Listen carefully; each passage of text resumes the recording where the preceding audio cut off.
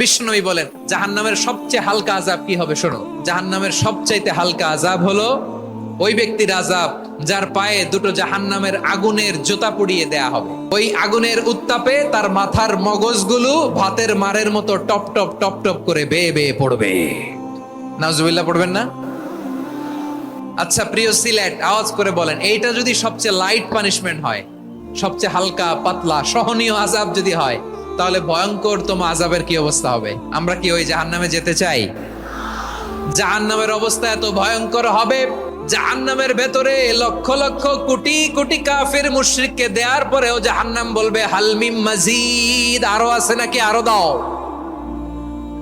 কোটি কোটি কাফেরের দল, মুশরিকের দল, সীমা লঙ্ঘনকারী দল, তাদেরকে যখন জাহান্নামে ফেলা হবে, বড় বড় পাথর খণ্ড জাহান্নামে ফেলা হবে, তারপরও জাহান্নাম বলবে হাল মিম মাজিদ, আরো আছে নাকি, দাও, আরো দাও, আরো দাও।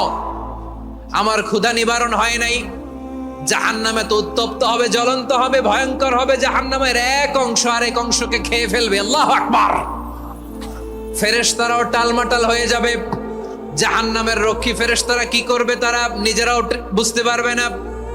কোটি কোটি মুশরিক